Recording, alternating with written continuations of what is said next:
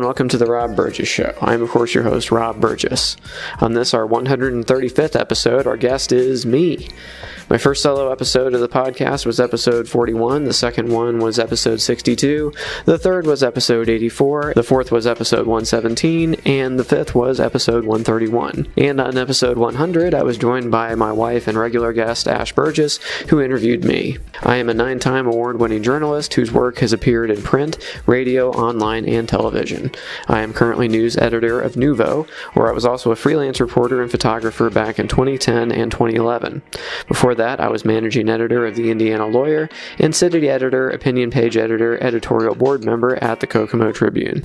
I have previously worked as a reporter at WFHB, Times Mail, the Reporter Times, Ukiah Daily Journal, and Ukiah Valley Television. Oh yeah, and I'm also the proprietor of the podcast, The Rob Burgess Show. And now on to the show. Alright, yes, welcome to The Rob Burgess Show. It is me, it is I, once again. Usually wait longer between ones where I just do a solo episode, but I have a lot to tell you about from my trip to Philadelphia. I went there for a journalism conference, and I will talk more about that on another episode, but I got plenty to talk about from Philadelphia that doesn't have anything to do with that. So what happened was, I got there the day before the conference. I took the earliest flight in to Philadelphia I could, and I got there at about 9:45. I took a train from the airport to downtown, got off at the Mutter Museum near there, and that is what I'm going to talk to you about today, because I was not allowed to take pictures in there, but I did ask, and they did allow me to record audio as I went through the museum. Now, I went to a whole bunch of other stuff that day. I walked through Philadelphia City Hall. I got a cheesesteak, pizza steak actually, at Sonny's, which is in kind of old town Philadelphia. Then I went to the National Museum of American Jewish History, because that was right next to where Independence Hall was, and in the Liberty Bell. I walked through Reading Terminal Market. I did not get to eat anything out of there, sadly, but I could spend a long time trying to eat stuff out of there. It looked really good. Then I walked by Robert Indiana's Amor, which is kind of a counterpart to his Love statue that is on display here in Indianapolis. Then I went to Eastern State Penitentiary. I saw Al Capone's cell. I went to the Art Museum. I got my picture taken next to the Rocky statue with my arms in the air, of course. I got to walk by the Rodin Museum. I got to see the Thinker. And all that I got to take pictures of. So I don't need to talk about that too much more. But what I do want to do is I want to play you the audio from when I walked through the Mutter Museum. Now, again, I could not take pictures in there, and I understand why. And you'll understand why very quickly. I have not stopped thinking about the Mutter Museum since I went. It is a very affecting museum, and it's really makes you think about your own life and mortality and the fact that we're all just animals. And you'll get that sense very quickly. If you stick around after you hear me walk through the Mutter Museum, then I will provide more detail about some of the things that I walked by. And this is all from the Mutter Museum's website, which is muttermuseum.org, and all this stuff is available there. But I just want you to hear my initial reaction to seeing all the exhibits that I could see in the Mutter Museum. Full disclosure, I only spent about half an hour there. I had a lot to see that day. And also, I kind of felt like I got it.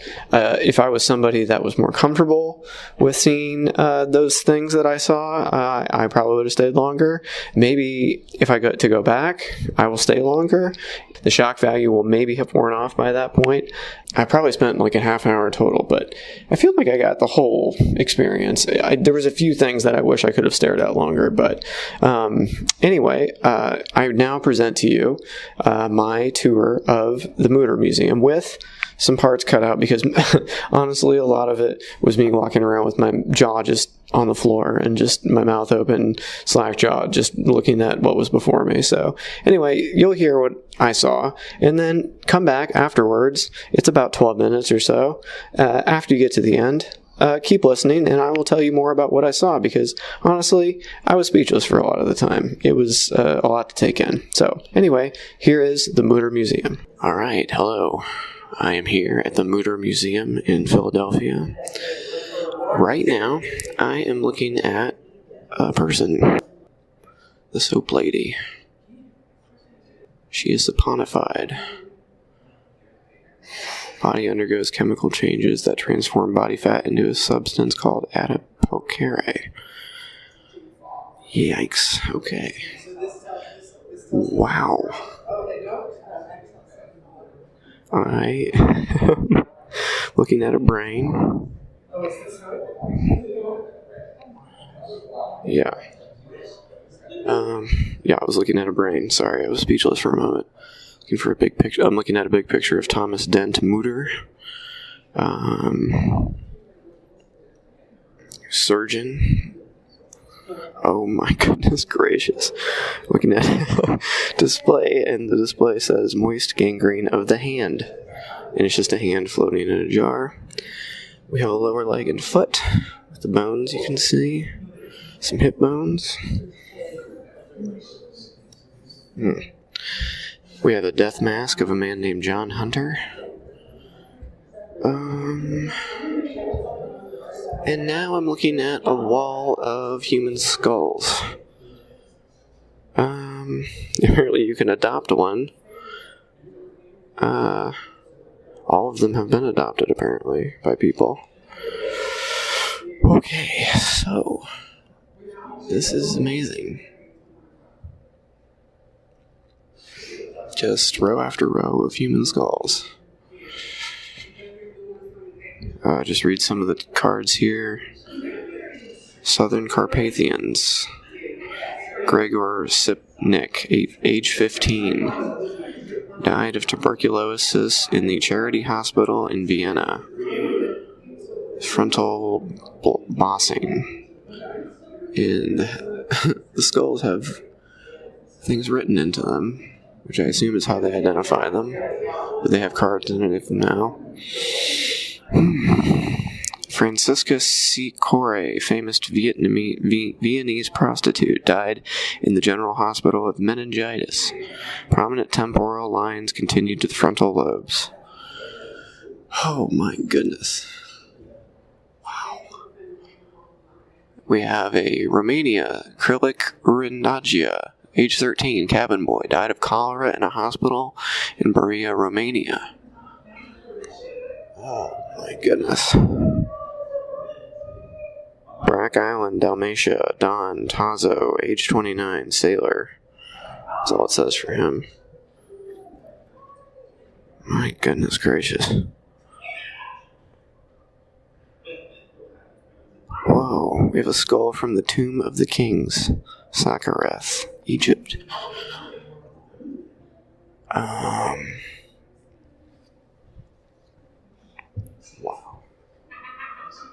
This is truly an amazing place. Human skin tattoos. I'm looking at a clown and a cross with Jesus on it, and a flag and a person standing next to it, and a gravestone. Wow. What? No. There's a wax model of a human horn, and there is... Okay. Human horn, approximately 20 centimeters in length, removed from a 70-year-old woman after 7 years of growth. Have some wax models of things. Okay.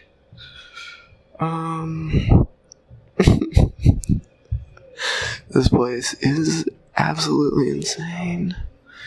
Okay.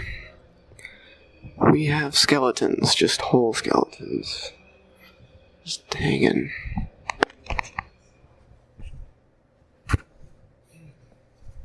You're in a section called Bodies at War. I'm looking at a two-headed fetus right now. There's just nothing to say at some of this stuff. It's just... Oh my goodness gracious. It is a fetus with anencephaly and spina bifida. Holy moly.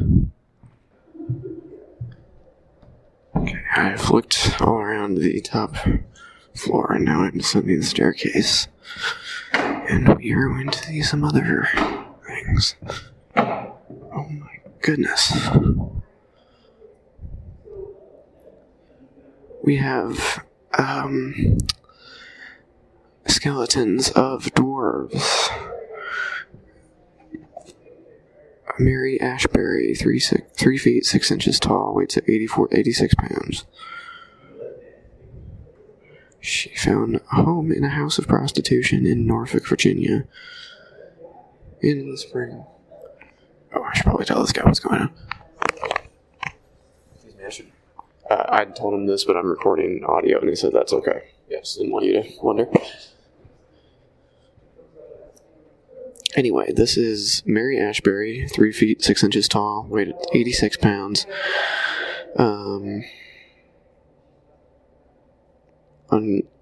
Unable to. Oh my goodness gracious.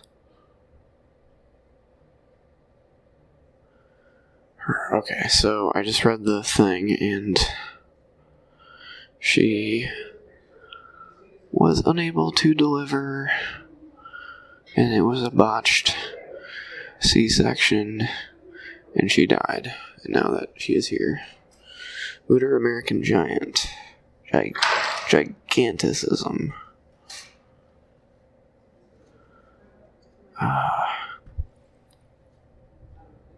They bought it for $50 in 1877. Wow. The terms of sale identify that no questions be asked but might lead to its identification. Second tallest skeleton display in the world. Wow, it's very tall. Oh my goodness. Case of the giant growth of the colon-causing copratosis. Okay.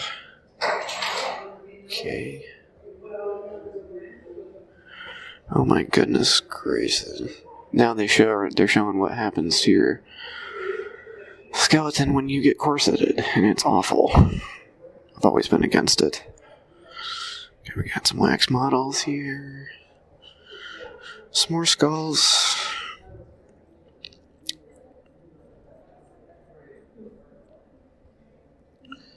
These have much less description. Just says open bite. I assume they're just talking about teeth here.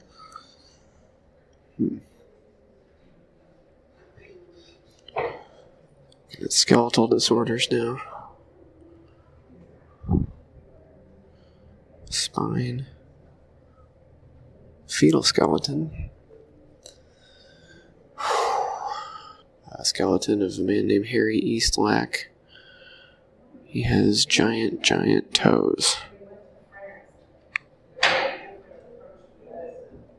Ugh. Jeez. Spinal column. We have an intestine. Stomach. Oh. Now we're into slices of brain. In the spinal cord. Wow. I got a liver. A lot of livers. Stomach.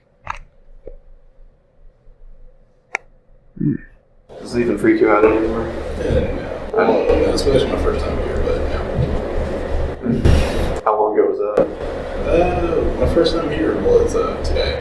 What? Yeah. This is your first day? Yeah, first day on the job here. Really? Yeah, here you go. Maybe they just haven't shown you the really good stuff yet. I mean, I took a toll all around. A lot of things are creeping me out. Okay. You know, it must be me being a horror fanatic. It's not a lot of things creeping me out. Yeah. So, anyway, well, have a good first day.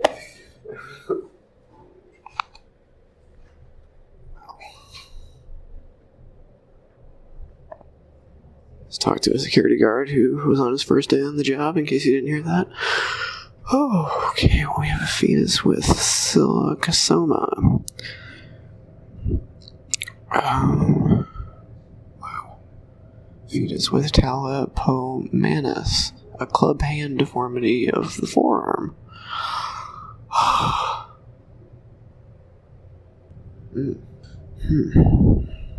wow, there's a heart.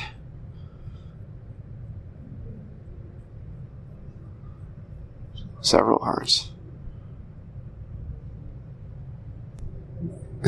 This says dried skeleton of a child.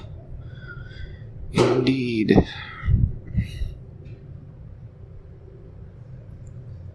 Holy moly. Plaster cast of a person. Giant tumor on their face.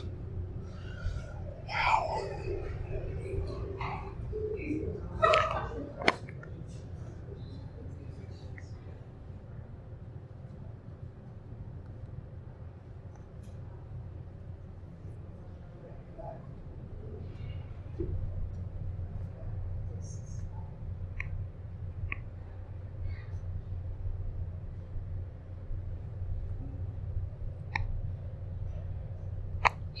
Somebody with spinal deformities. A bunch of brain slices.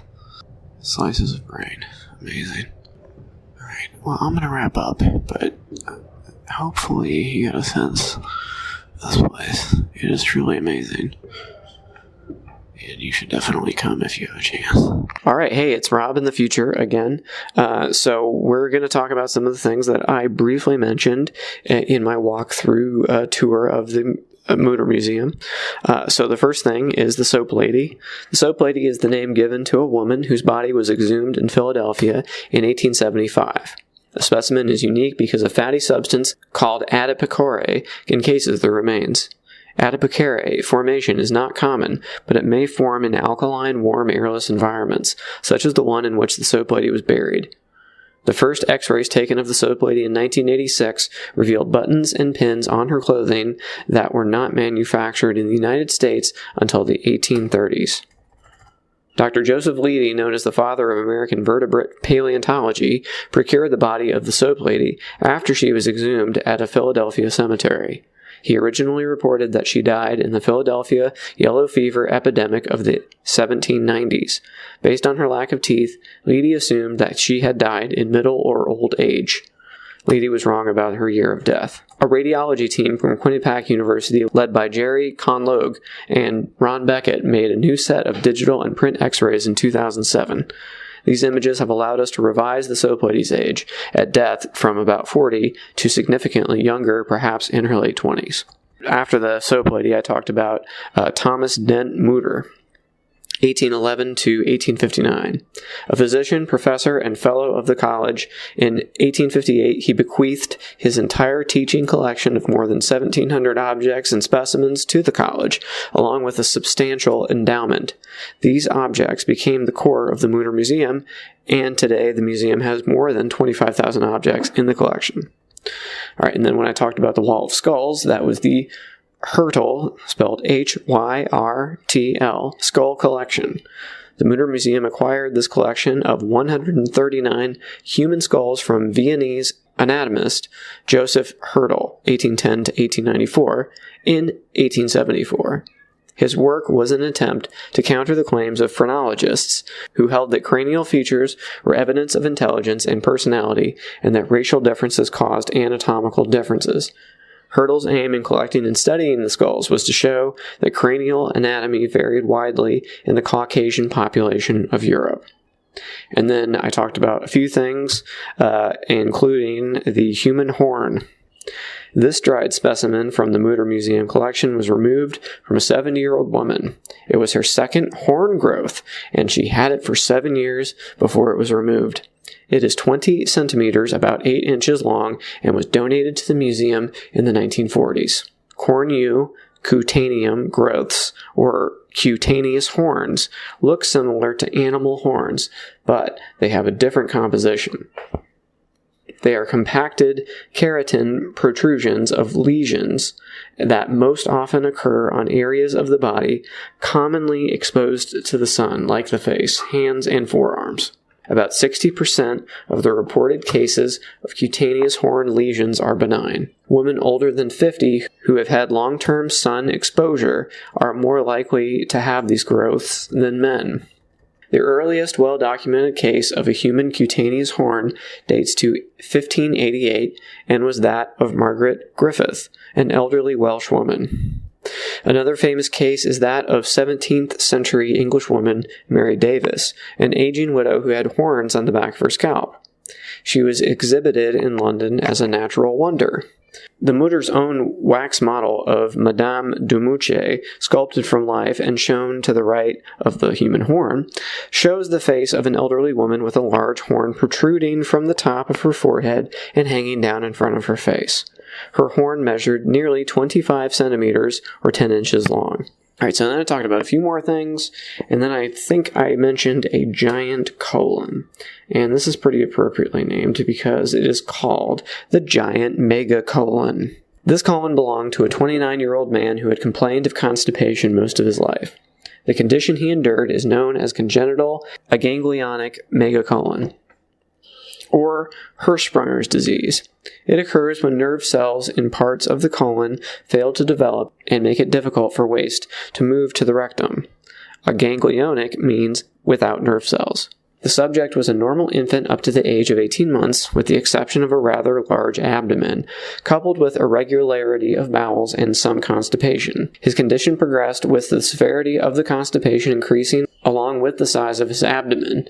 By the age of 16, he would go up to a month at a time without any bowel movements. At 20, he was exhibited at a dime museum as the windbag or balloon man.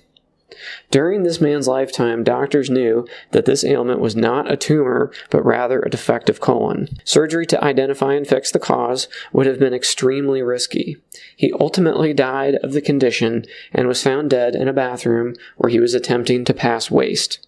In Hirschsprunger's disease, only a small section of the colon is usually affected, but the body is unable to transfer normal amounts of waste to any point below the affected section. Chronic constipation ensues. This condition occurs in 1 out of every 5,000 to 8,000 births. However, today it is usually identified soon after birth because the baby will have a distended bowel. It is easily corrected with surgery in which the affected portion of the bowel is removed and the good ends, quote unquote, are sewn together. And then I also spoke about Harry Eastlack. This is the skeleton of Harry Eastlack, 1933 to 1973. Actually, you see two skeletons, the one that Eastlack was born with, and the one that formed from his skeletal muscles and other connective tissue as he aged. Eastlack had a rare disorder called fibrodysplasia ossificans progressiva, or FOP. It is caused by a genetic mutation that transforms connective tissue, such as muscle, ligaments, and tendons, into bone. This results in progressive fusion of all the joints in the skeletal system. It occurs only in about 1 in 2 million births, and most cases are due to spontaneous genetic mutation rather than a heritable one. FOP is difficult to diagnose because there are no visual signs at birth except for malformed great toes. Diagnosis usually occurs after the body begins creating bone following an injury or illness. First, the affected muscle becomes inflamed, then destroyed, then replaced with bone. Surgery to remove excess bone will worsen the condition. Unfortunately for Eastlack, this was not known when he was young. He endured several surgeries to remove excess bone, which only worsened his condition. By age 15, his jaw was permanently fused, and he could no longer eat solid food. He died of pneumonia at age 39 after having spent years bedridden. Eastlack requested that his skeleton be used to help scientists understand more about FOP. Researchers refer to the skeleton frequently, and it has been displayed at conferences attended by researchers and people who have FOP. That was my trip to the Mutter Museum. You should definitely go if you have the chance. It's hard to describe exactly what it's like unless you've been. And I think, unless you're completely squeamish, I think you could probably get something out of it. So anyway, I'm sure I'll be back on another solo episode soon to talk about lots of other stuff, but I just want to share that with you. Until next time.